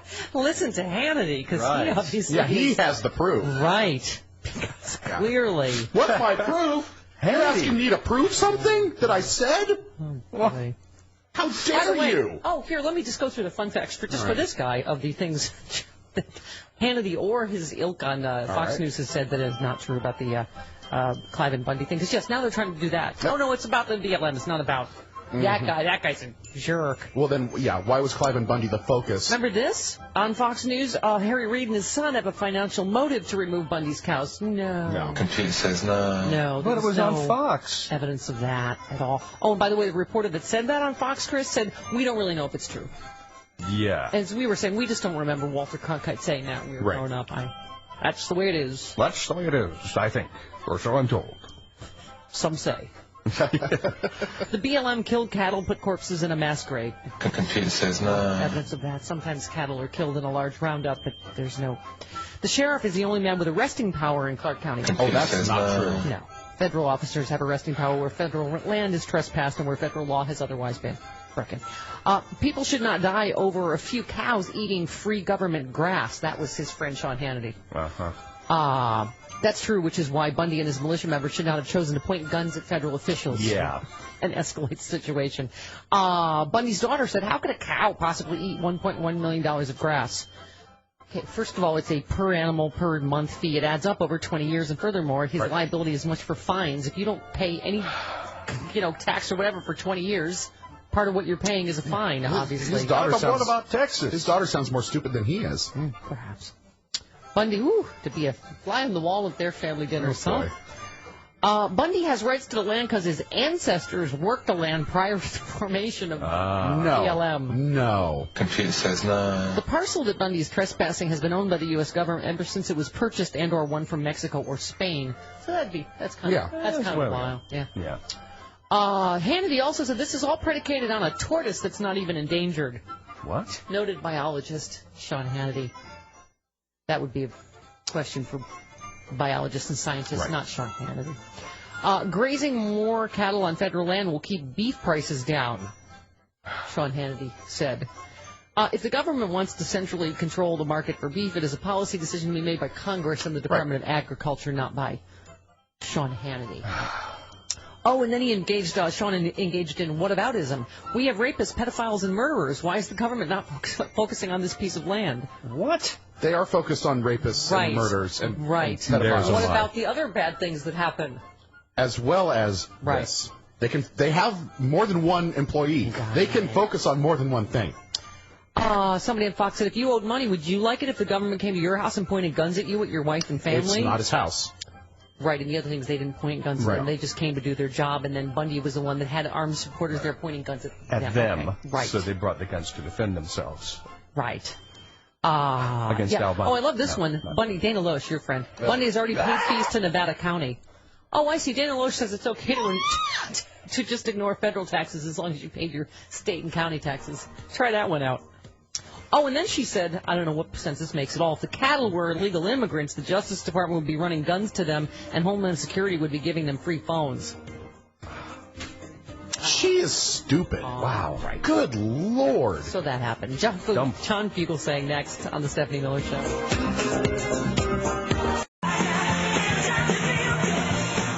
Yeah, it is the Stephanie Miller Show. Welcome to it. 6 minutes after the hour. 1-800-STEP-12, the phone number, toll free from anywhere. Jim is so excited about flying to Chicago for Sexy Liberal. Because there's a measles outbreak in 13 states, including Illinois. You're vaccinated. Yay! You're vaccinated. Okay. You're fine. That's You're fine. fine. Yeah. Lindsay is our official 9-month-old pregnant lady of the Stephanie Miller Show. Oh. Gling. She's the one that hopefully we're going to have a live birth at the show. Because last year we had a, what did we have? Oh, we had a proposal, a marriage proposal. Thank God she said yes. That would have been awkward and embarrassing. Yeah. Steph and the Mooks, this is Lindsay from Chicago, your official 9-month pregnant lady of the Sexy Liberal Comedy Tour. I'm happy to report, as of my doctor appointment yesterday, I'm doing an excellent job of shutting the labor down. Shut her down. And my doctor thinks I will make it through the weekend and be able to attend your much-anticipated show tomorrow night. Of course, a lot can change in 48 hours, but I'm a firm believer in the power of mind over matter. Hold your water, Missy. We need an event. What if she gives birth right in the middle of Carlos's monologue about his daughter? Lindsay, do it. That's when you want to cross your legs. Right? If you can time it. Of course, a lot can change, blah, blah, blah, because I gambled Vegas style, bought tickets to your show. I've informed this child he's not allowed to appear until Sunday. Of course, one Sunday's here, I'll happily allow him to arrive and then sit home on maternity leave each morning and listen to your entire show, of which I normally can only hear 45 minutes on my commute to work. Good idea. Can't wait to laugh my large Santa Claus-style baby ass off with you Saturday night. And yes, I booked aisle seats in case I have to make a speedy exit to the bathroom or into labor. Safe travel, see you Saturday. Yikes. Yikes, yikes. Well, there's another thing that can make a woman lose control. John Fugelsang. Oh, dear God. Maybe touching John's hair will make the magical event happen. Good morning, John Fugelsang. Good morning. It's a good thing I'm already planning on bringing forceps to this show tomorrow night. Good. You better bring 5 sets. Just put some water on the boil, just in case.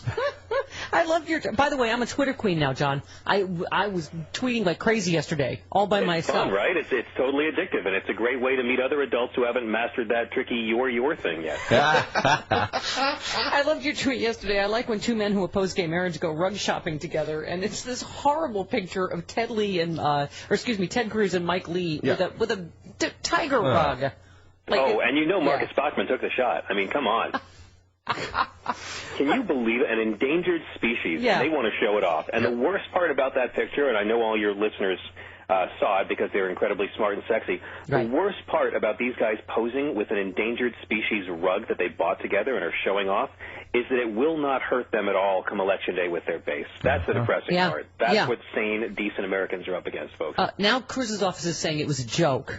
As you know, most Republicans claim when they get caught. Joking. God, they went rug shopping together? Okay. I heard they cornered and shot that rug all on their own. You did not, John Fugelsang. Now, listen, I was saying proof once again that God is a sexy liberal. We have been given this comedy gift right before the big show, the Clive and Bundy stuff. Where do you even start? We have just from yesterday. Criticizing black handouts. You built this, Hannity. Yeah. Oh, my God. But, I mean, I don't know if you saw him all over, including the CNN yesterday. It's just, clarifying his comments, John. Clarifying. When Alex Jones thinks you're crazy, it's time to pack in your Zoloft. Yeah. Oh, my God. By the way, he went on Alex Jones to say, no, I didn't say that. Better off being slaves. It's like, oh, well, there's video. Oh, well. That wasn't me. That was Bob and Clunby. Imagine something on Alex Jones' show not being correct. Right. That was a shock to me. I know, my tinfoil hat just fell right off. You know, it's fantastic, but this is what happens over and over again, and Sean Hannity, again, gets credit for this. This whole story is really about Megyn Kelly. I blame her for all of this. I really do, because Megyn Kelly took Sean Hannity's time slot. Hannity's staff is all sending her resumes. She's the star at Fox. Hannity knows he's on the way out.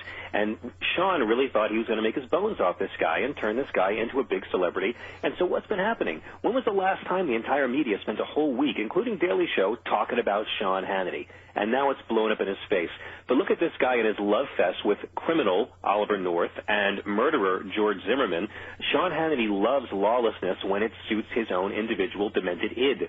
Yeah. And so it's really not a big surprise, but it really is fun to watch it blow up and watch these guys run away from their patriot hero. Don't forget friend of the show, Ted Nugent, who's said various things that you can imagine anyone said those things about Bush and Cheney, things that are Secret Service worthy. Oh, yeah. He's already been visited by the FBI for his comments. Yeah, exactly. Yep. Well, let's see. Just for those of you that just tuned in, would this be one of the clarifications that Clive Bundy gave on a radio show? That's exactly what I said. I said I'm wondering if they're better off under government subsidy, and their young women are having abortions, and their young men are in jail, and their older women and their children are sitting out on the cement porch without nothing to do.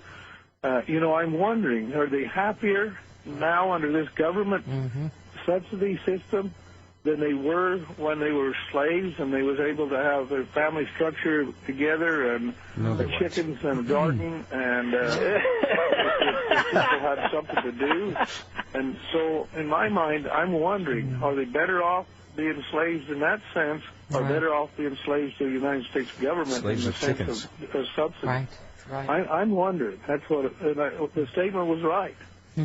I am wondering. Yeah, see, that was the real tragedy, John, is that it was like a Folgers commercials. We took away their gardens and chickens and replaced it with cement. You see what we did? Let's watch the fun. Incredible. I'm terrified of another tsunami because he's digging a hole right now to Japan, and there will be plate tectonics being disturbed by this. Right. It was great. Let's leave out the fact that more Caucasians are on food stamps than African Americans, and just say I want to thank Clive and Bundy for finally giving credit to the slave owners of the South for doing all they could to keep those slave families together. Yeah. I don't know if you guys saw the film 12 Years a Slave, but the biggest concern the slave holders have is making sure that families don't get split up so they can be healthy, happy slave families. Right, and tend their gardens and their chicken flock. Okay, then let's. This is like you know this guy. This guy is so evil. You know he watches Roots, chuckling softly. Deb in San Diego, you're on with John. Hello, Deb. Hi, Stephanie. Hi. Nice to finally chat with you. Yes.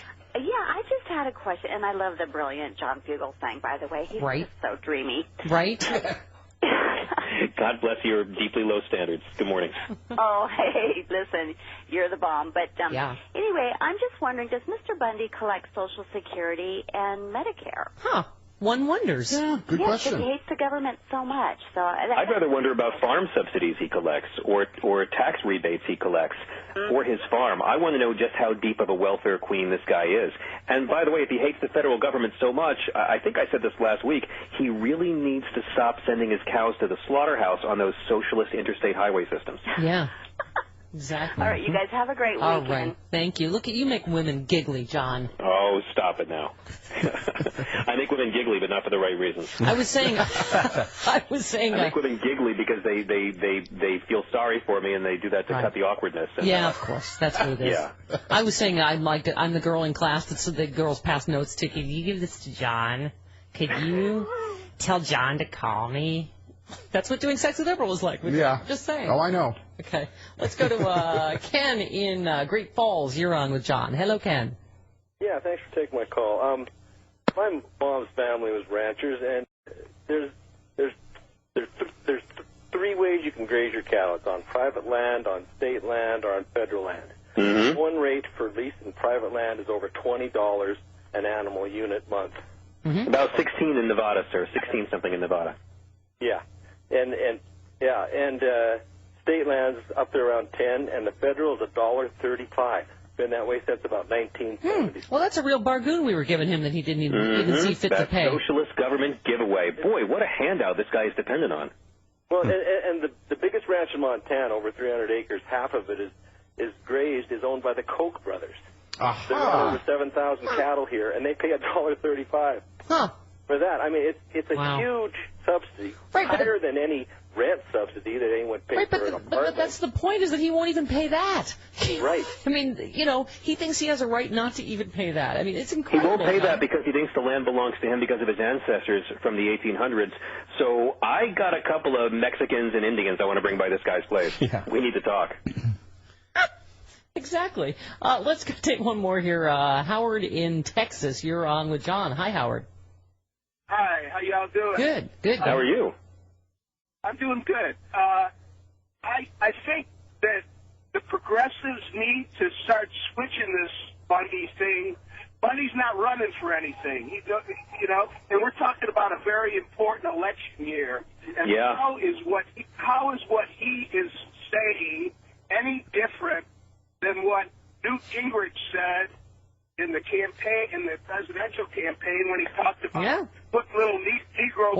Or Mitt Romney with his 47% comments. Or Rand Paul. Think Rand Paul. That's the relevant angle. Yeah. Exactly. And so, in other words, this needs to be utilized in a way that brings voting, the voting situation into a perspective here where people start, this is the base.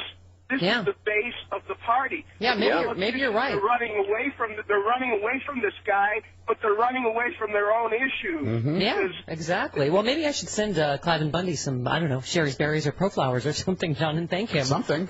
Well, thank you for mobilizing the black vote. I actually wound up having a disagreement with our mutual friend Ed Schultz on his show last week, Steppers, because he was agreeing with Harry Reid that these guys are terrorists. And my whole point is, I wouldn't call them terrorists because what they're doing doesn't have any political end. It really doesn't. It's just rank selfishness.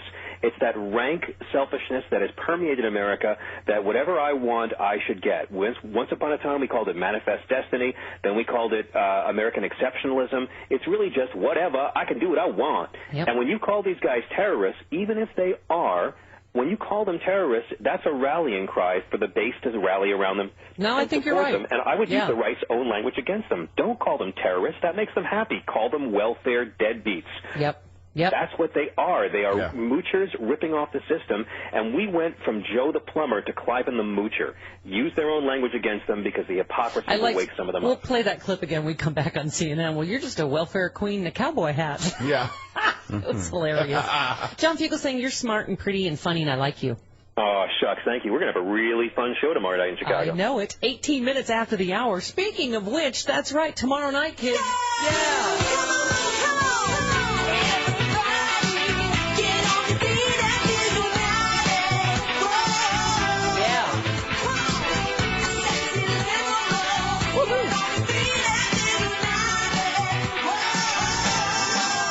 SexyLiberal.com, Sexy Liberal on Facebook. Saturday, April 26th, the Stephanie Miller Sexy Liberal Comedy Tour is making its return to the Chicago Theater. Yeah. So get your tickets now, folks, because these bitches be crazy. Like cray-cray. There's my lady Stephanie with her bronze ass, and Carlos Rocky, John Fugelsang, and Jim Ward, and boy toy Chris Lavoie. Yeah. Don't stop Nope. what? Can't stop what? Oh my gosh, you might want to get that checked out. Yikes.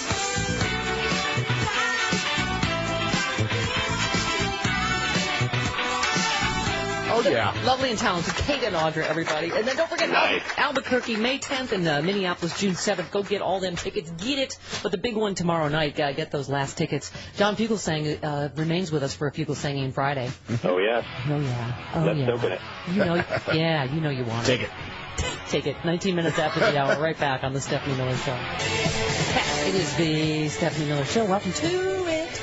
24 minutes after the hour. Fridays with Sexy Liberal John Fugelsang. So you just posted a picture of the marquee at the Chicago Theater. Yeah, it has sexy Liberal on it. And on our Facebook page. Yeah, and someone commented, is that in Chicago? Oh, es el Teatro de Chicago en Veracruz, Mexico. Wow. When was the War of 1812? Yeah, I know. What do you do with that? Zoink. That's probably like one of the most famous marquees in the entire world. Zoink. Yeah. Okay. See, we just wanted to make fun of idiots that are not from the South. Right. How long was the 30 Years' War? Okay. All right. Oh, God. I That's when I used to work at the concession stand at the Palace Theater in high school, and people would ask, how big is the large popcorn? How much is the dollar soda? Okay. Well, I mean, how big is the large popcorn is a valid question. I suppose. But is it like giant kernels as big as your head, or is it the actual container we're talking about? Let's see. Rich in Arlington Heights coming tomorrow says, Steph, our dogs Basil, Baxter, and Buster, oh, they're so handsome. Or is it Basil? Really enjoy the Fred and Max show on Free Speech TV. They don't really understand politics. As you can see, they were rather disappointed when they told them they couldn't go to Sexy Liberal, and Max and Fred were not going to be there. Hope you guys have a better trip than last time, whether you fly United, Screaming Baby, Bi-Curious, or Transvaginal Airlines. Thank you. All right. John Fugel saying, as we keep saying, the comedy gods have given us Clive and Bundy. And, I don't know if you heard the other story this morning. What's his name? I can't keep track of. Fraser, Glenn Miller, Glenn Fraser, Jr. Fraser Benny Goodman. Somebody, Glenn Campbell. The guy who shot up the Jewish Center. Yes. In Kansas He was arrested in the 80s. Yep. With a black male prostitute. Uh-huh. That was a people saying Fraser giggle. That was it's Fraser Eddie Murphy. It was the 70s he was arrested, right? The 80s. 80s. The 80s. Oh, okay. Wow. Okay. So he'd be in his 40s then. So that's a good midlife crisis thing. We've all been there, guys. Yeah. Well, who hasn't been arrested? Well, in 80s. fairness, this black male prostitute wasn't a Jew, so he's being consistent. That's my point. Okay. Bobby in Oregon, you're on with John. You just have to imagine the other Klansmen, like in their robes, turning to Fraser Glenn Miller and saying, "You're not very good at this, are you?" Hi, Bobby. Different gang. Hey, John. Hey, I just have a question for you about this Ukraine thing. There's like an opposite view. Tom Hartman's had a couple of Ukrainian analysts on lately who are saying that what's going on is actually the opposite of the way the media is portraying it, because the United States and Europe have pushed NATO further than we agreed we would, and that Putin is just reacting to what we're doing, that he didn't actually start it. What is your view on this opinion? I'm glad you're asking comedians this question. That's I a was good just move, going to first of say, all. wow. You made the right choice. You came to the wrong place for that. What do you mean we started it? He took Crimea back.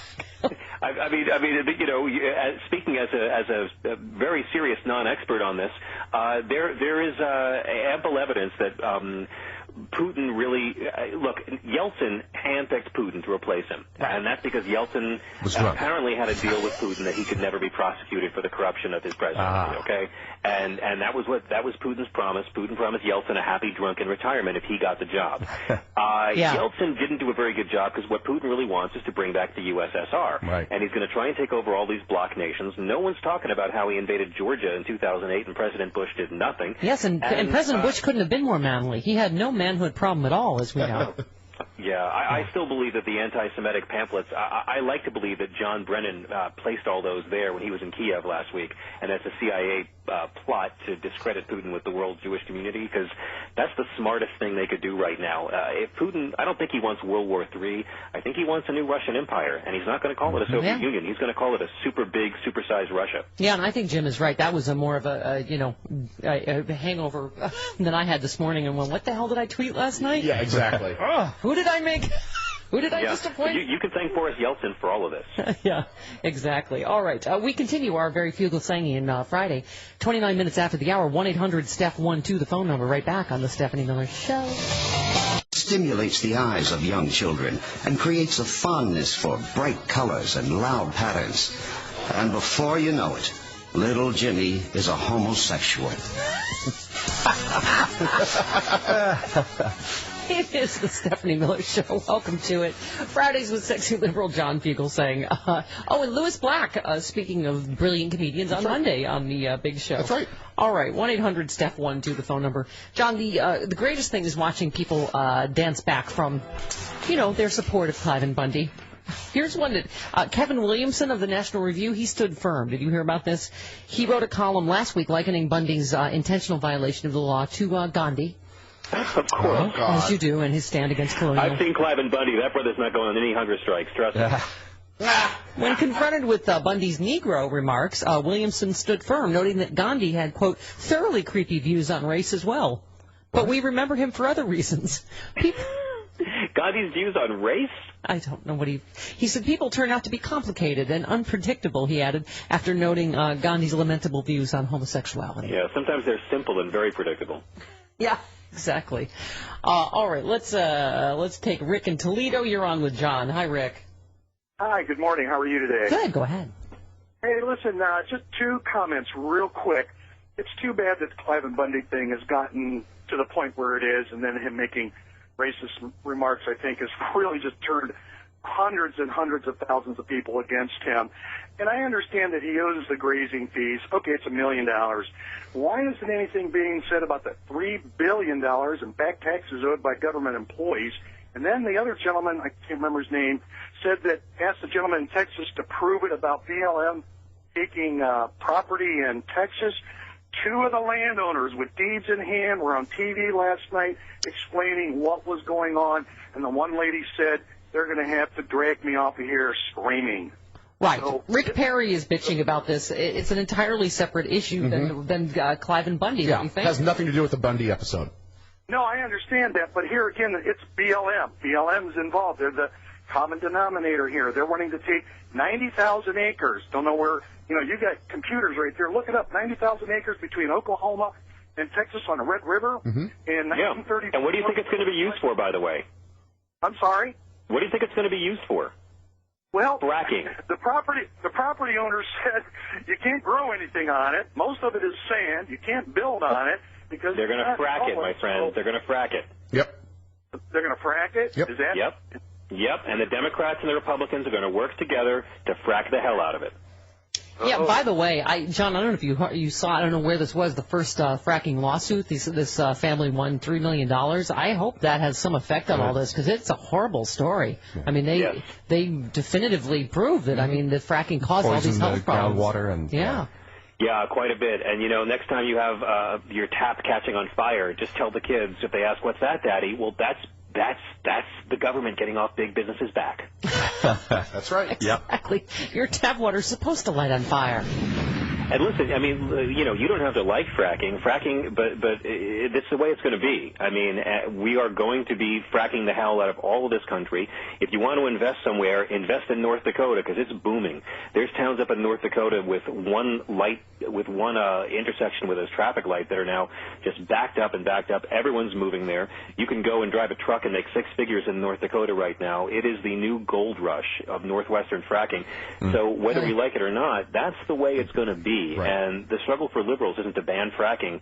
Sorry, Redford, it's going to happen. The struggle for liberals is to get it regulated, to get it safe, and to get the science right on what the long-term effects of it are on our environment and on, the ground itself. It's just speeding up earthquakes. And by the way, this issue in Texas along the Red River with BLM, this was settled by the courts in 1986. Why it's coming up now, no idea. Right. It's after an executive order by who? Ronald Reagan. Yeah, there you go. Trying to remember who was president in 19... Okay. By the way, speaking of investments, Chris and Yankton said, I think you guys ought to pitch a new show to Fox News called And Another Thing with Cliven Bundy. Thank you. We know all the money we can get. I don't. You know what? I don't need to have principles anymore. Let's go to Jamie in Chatsworth. You're on the Stephanie Miller Show. Hi, Jamie. Hello, Stephanie and everybody. It's really good to talk to you. Thank you. I'll go quick because Travis has never let me on before. Don't disappoint him. Okay, go ahead. I'm not going to. Just don't cut me off, Stephanie. This will be quick. Okay. I just want you to know that this whole issue, in regard to the whole thing with the Keystone Pipeline, it's the same exact subject. Those farmers are conservatives. They're Republicans. They are standing with the Democrats. What they have done is that 75 miles that's not permitted, it is now those people have discovered there is an international law that would allow these companies, corporate companies, to come in and take our land by eminent domain. And that's the issue on the Keystone Pipeline, and that's what brought those conservative landowners that are in the Nebraska area right to the forefront, saying, well, it's they're marching together, but this is about eminent domain. It shouldn't be allowed that other countries can come into the United States and through eminent domain take our land. Jamie, you did real good. Good girl. Travis, nicely done, sir. No, it's, but John, it's the not in my backyard thing, right? Of course. I mean, people are like, they're all for all the rhetoric on the pipeline, but they're like, oh, it's going through my backyard? Well, and that's a good example of what Keystone really is. Just imagine that, all these countries are apartments, and Canada has cable, and China doesn't have cable, so Canada decides to hook China up and give them free cable from their cable, but they're going to run the cable through your apartment, and it's going to leak oil and kill people. Yeah, there you go. Mm-hmm. Oh, by the way, speaking of Rick Perry, one of our comedy binkies in the last round of Sexy Liberal, he said he needs more preparation, John, on foreign policy and economics before pretty much everything that would, that would qualify you to be, president. You don't say. Oops. I don't understand. He bought his glasses at the same fake prescription shop Jenny McCarthy recommended to me. He looks so smart now. He says he'll need more preparation if he runs for president again. Yeah. Really? Aww. He ran commercials about all the great business jobs he's opened up in Texas for Carl's Jr. fry cooks. I don't understand what could hold him back. He says he learned a lot when he ran last time, so that's good. He says he recommends... Don't be stoned when you go to debates. Right. Right, he says whether he runs for president or not, preparation on foreign policy, economics, and other issues will serve him well. Oh, I see. Now a warning. Maybe I should have studied some issues. Now a warning? Rick Perry and Oscar Pistorius, two guys who will not be running in the fall of 2016. Oh, John Louise Fugelsang. Someone else that will not be running, Chris Christie. New Jersey Governor Christie says he would have stopped those aides from blocking the George Washington Bridge if he had known about the plan. Oh, he would have gone there himself. Right. Yeah. I am outraged. He should have stopped himself from saying it was a traffic study at a press conference when every reporter there already knew it wasn't a traffic study. Yeah, that was like, by the way, the most bull of all the bull excuses I have ever heard. Study. It was a terrific study. And you know how Ted Cruz should have called the government shutdown a government study. Yeah. You know how Chris Christie will not let marijuana become legal in New Jersey as long as he's governor because it kills people? Greg Gutfeld, I have to give it to him, on the 5 yesterday said, you know what kills more people than marijuana? Obesity. Yep. Ooh. Oh. Very true. Yeah. Very true. You know, I think Chris Christie's just afraid of New Jersey citizens getting the munchies. I was just going to say, there's some Cliven Bundy free grass marijuana joke for tomorrow night. John, work on that. Work on it.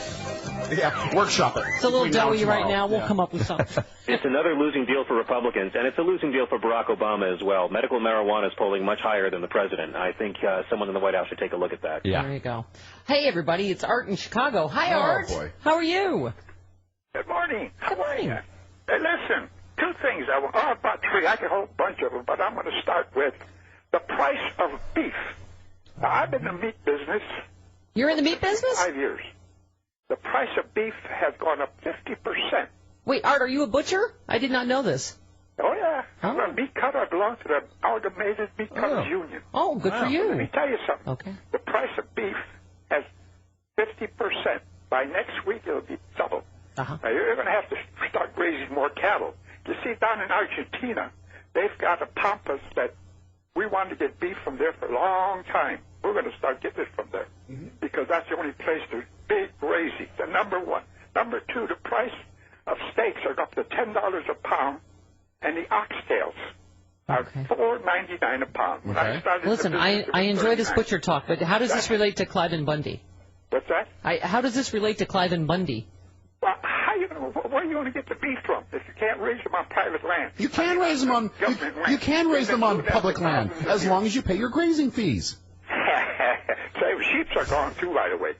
And another thing, price of gasoline is $4 a pound. How does Obama help the middle class when he puts the price of beef 50% higher?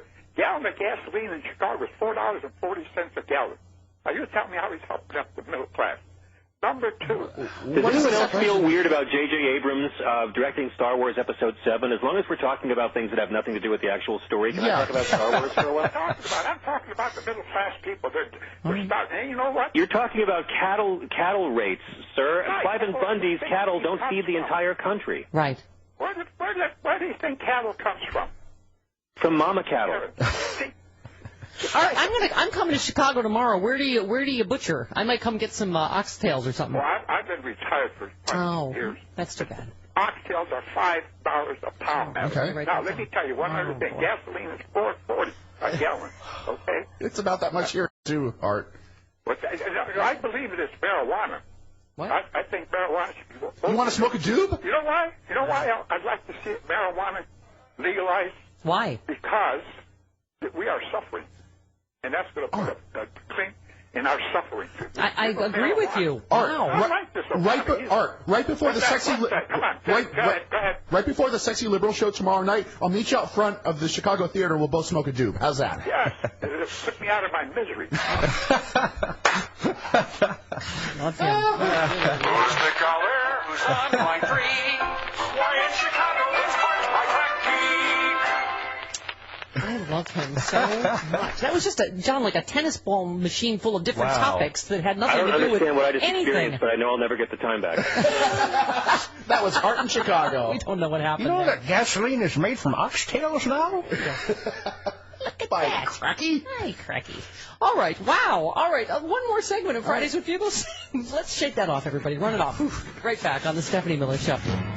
You see, this is from Chicago. I get it, because we're going to Chicago. Sexy liberal John Fugelsang for Fridays with Fugelsang. Yeah, it is tomorrow night, kids. Get those tickets now. I don't even know if there's any VIP left, but go quickly. Go to Sexy Liberal Facebook, sexyliberal.com. That's right. And don't forget, Albuquerque coming up May 10th, and then Minneapolis June 7th. But tomorrow, the big show, John, at Chicago Theater. First time Carlos Els Rocky will be hitting the stage of the Chicago Theater with us, and Chris Lavoie and Jim Ward. Yep. Your masters of ceremony. We are so excited. And for the first 100 Chicagoans who call, we will have Rahm Emanuel personally berate you at your home. Thank you, John. All right, 51 minutes after the hour, we are in the midst of a Fridays with Fugelsang. By the way, speaking of comedians, did you hear this Joan Rivers controversy, John? Yes, she made a joke about something edgy and it upset people who know comedy. Right. She says she will not apologize to Amanda Berry and Gina De Jesus for remarks she made on the Today Show. She shocked the show's host when she compared the girls' captivity in Ariel Castro's home to living in her daughter's guest room. She was talking. She said those women in the basement in Cleveland had more space. She was talking about. Wow. Oh, she said, "There's nothing to apologize for. It's a joke. It's what I do. Calm down. Calm down. I'm a comedian. They're free. Let's move on." That's how I always felt in your New York studio, Stephanie. I'd go in there and it would be like, if the Anne Frank family had seen it, they'd say, "Is there anything bigger?" Oh, my God. Look what you just did that to give Joan Rivers cover. That was worse. You're right. You know what? It's a tasteless joke, and it's a often tasteless First Amendment. Yeah, exactly. And you have to live with the consequences of your acts. So if you don't like what Joan Rivers says, boycott her. Yeah. By the way, speaking of tasteless, John Hamm would like you to please stop talking about his penis. If you do a Google search for John Hamm penis, you'll know what we're talking about. Oh, yeah. He would prefer it if people would stop Googling that. Well, now probably a million more people just Googled it. Just as I said, don't do it. He needs to start wearing underwear so that it doesn't swing back and forth inside his pants. He says he wears it. He says, "Would you want people walking up to you and pointing at your..."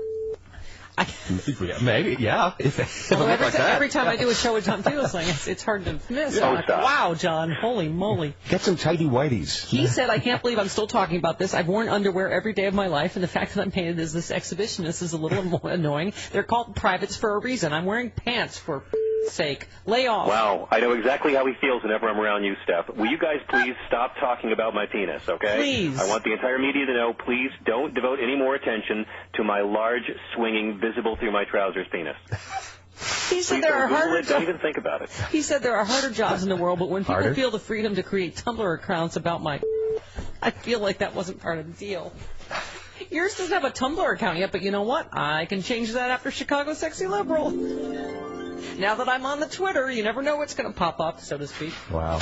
Don't talk about it. Don't even look at it. Don't. This here, don't look at it. Don't talk about Move on. Can I put a pop-up ad on a picture on Twitter for John Fugelsang? No, Chris? All right, I'm just asking. John Hamm's kind of brilliant telling you not to talk about that. By the way, speaking of sexy liberal men, George Clooney, did you hear this story? Yes, I did. I love this story. George Clooney's business partner says the actor was not pounding shots before his blowout with casino mogul Steve Wynn. By the way, is there any casino mogul that is not a douche, just out of curiosity? I don't think so.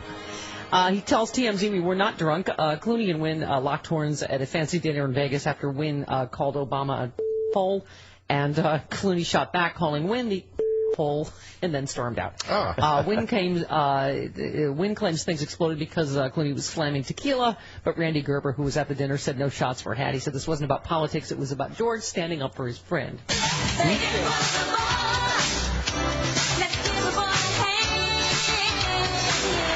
I don't understand why Clooney would call him names and not just try to get specific about topics and issues.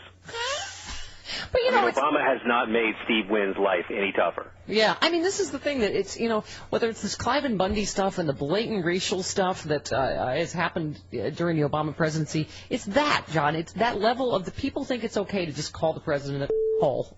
Well, they thought the same thing under Bush as well, but Bush kind of had earned it a bit more than this guy. Yeah. This is a guy, Steve Wynn, who if Sinatra was alive, he'd come back and smack him in front of a casino floor again. But because he used to get Sinatra's coffee if you grew up watching the commercials for the Sands. But I do think that this is a guy who gets his money off of tourists and old ladies bringing their pension checks to his casinos and pumping it into the nickel slots. So if he wants to go ahead and attack the president's character, I kind of wish Clooney had tried to engage him on the issues rather than just calling names back and forth. As Michael Douglas said in The American President, this job is entirely about character. And sand. And also sand. All right, there's been so much focus on Clive and Bundy's thoughts on the Negro.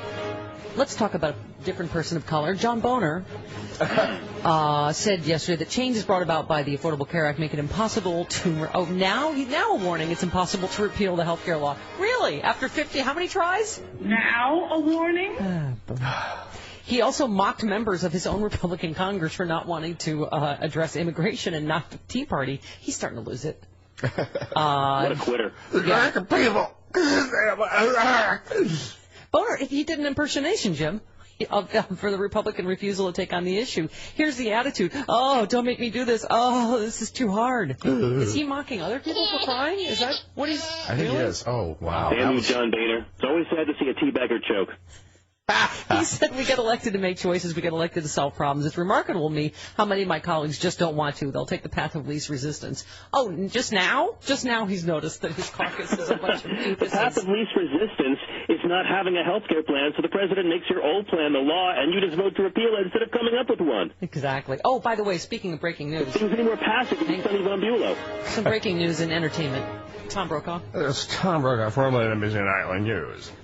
George Stephanopoulos is sticking with Good Morning America. The anchor has signed a new long-term deal to remain with the ABC Morning Show and the Sunday Political Affairs Show this week, an ABC News spokesperson confirmed. The details of the deal weren't disclosed, but Stephanopoulos is earning about $8 million a year for his previous contract. His reopening follows new deals for Robin Roberts and Laura Spencer, who was recently promoted to co-anchor and keeps some stability at GMA following the recent departures of Sam Champion and Josh Elliott. Thank you. Oh, my tongue. Okay, thank you, Tom, for that breaking news. All right.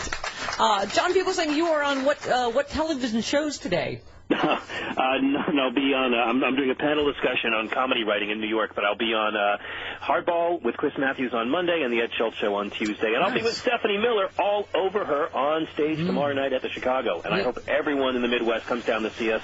Watch my Facebook and Twitter. There might be a special announcement later on today about tickets. What? John Fugel saying, "See you tomorrow, honey." See ya. All right. See you tomorrow. See you Monday on the Stephanie Miller Show.